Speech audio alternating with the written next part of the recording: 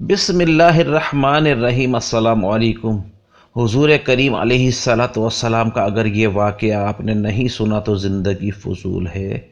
محترم ناظرین کرام، ایک حدیث مبارکہ میں ہے جس کا مفہوم کچھ اس طرح سے ہے کہ سیدنا حضرت ابو ہریرہ رضی اللہ تعالیٰ عنہ بیان کرتے ہیں کہ نبی کریم علیہ الصلاۃ والسلام نے فرمایا، میری امت کے تمام لوگ جنت میں جائیں گے سوائے اس کے جس نے جنت میں جانے سے خود ہی انکار کر دیا۔ صحابہ کرام رضی اللہ عنہم عرض کریں گے، اے اللہ کے رسول، بھلا جنت میں جانے سے کون انکار کرے گا؟ آپ علیہ السلام نے فرمایا، جس نے میری اطاعت کی وہ جنت میں جائے گا، اور جس نے میری نافرمانی کی گویا اس نے جنت میں جانے سے انکار کر دیا۔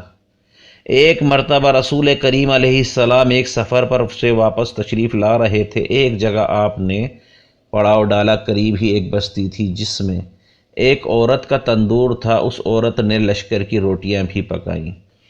جب وہ عورت اپنے کام کاج سے فارغ ہو گئی تو صحابہ کرام سے کہنے لگی، میں تمہارے سردار سے بات کرنا چاہتی ہوں، کیونکہ میں نے سنا ہے کہ وہ صاحب کمال بھی ہیں، صاحب جمال بھی ہیں۔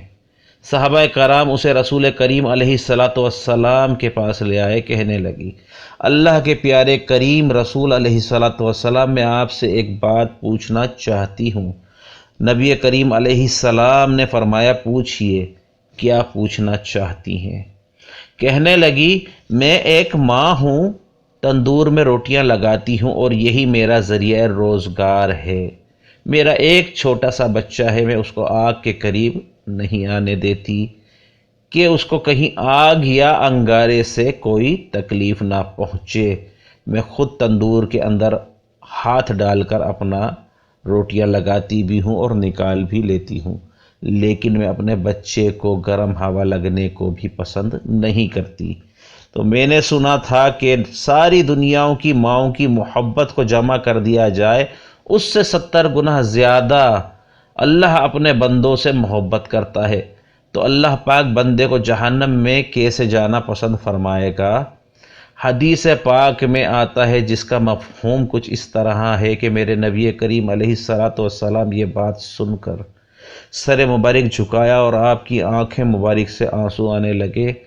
آپ کریم آقا علیہ السلام روتے رہے حتیٰ کہ جبریل امین علیہ السلام اللہ کا پیغام لے کر حاضر ہوئے۔ میرے محبوب، اس عورت کو بتا دیں کہ اللہ نے ان پر ظلم نہیں کیا، انہوں نے اپنی جانوں پر خود ظلم کیا۔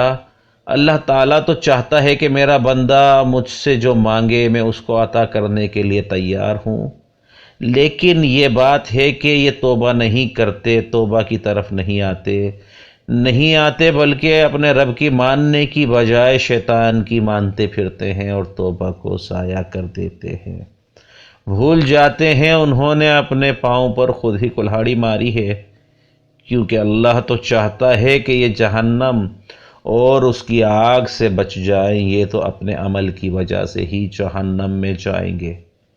ناظرین، اگر انسان سے گناہ ہو جائے تو اس کو چاہیے کہ وہ اس گناہ سے توبہ کرے، کیونکہ جب انسان گناہ کرتا ہے تو اس کے دل میں ایک سیاہ نقطہ لگا دیا جاتا ہے۔ جب وہ توبہ استغفار کرتا ہے پھر اس کا دل صاف کر دیا جاتا ہے، مگر کوئی شخص توبہ نہ کرے، مستقل گناہ کرتا رہے تو وہ نقطہ بڑھتا چلا جاتا ہے، یہاں تک کہ اس کا دل زنگ آلود ہو جاتا ہے، پھر حق قبول کرنے کی صلاحیت ختم ہو جاتی ہے۔ اس سے یہ سمجھ میں آتا ہے کہ جب بھی ہم کوئی گناہ کریں تو ہمیں فوراً توبہ کر کے دل کو زنگ آلود ہونے سے بچانا چاہیے۔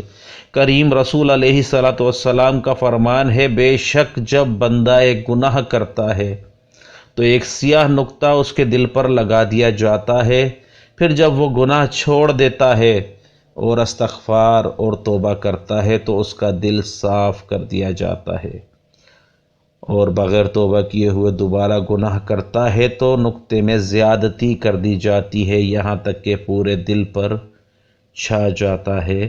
دین اسلام میں مایوسی بالکل نہیں، انسان خطا کا پتلا ہے، گناہ انسان کی فطرت میں داخل ہے، لیکن بہترین شخص وہ ہے جو گناہ کر کے اس پہ قائم نہ رہے بلکہ فوراً توبہ کر کے اللہ تعالیٰ سے معافی مانگ لے۔ نبی کریم علیہ السلام نے ارشاد فرمایا، ہر بنی آدم بہت زیادہ خطا کار ہے، اور لیکن اللہ تعالیٰ کے نزدیک بہترین خطا کار وہ ہیں جو کثرت سے توبہ کرنے والے ہوں۔ پیارے کریم آقا علیہ الصلوۃ والسلام نے فرمایا، گناہ سے صدق دل سے توبہ کرنے والا اس شخص کی طرح پاک و صاف ہو جاتا ہے جس نے کبھی کوئی گناہ کیا ہی نہ ہو۔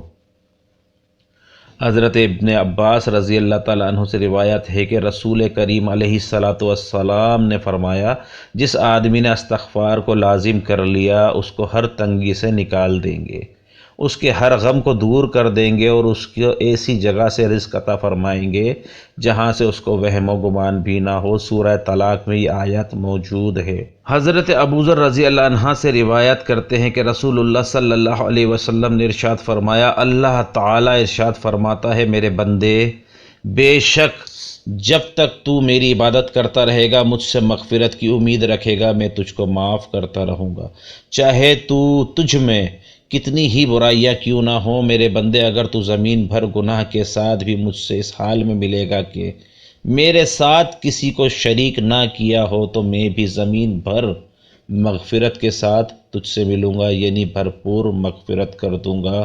اللہ پاک عمل کی توفیق عطا فرمائے، ثم آمین۔ السلام علیکم ورحمۃ اللہ۔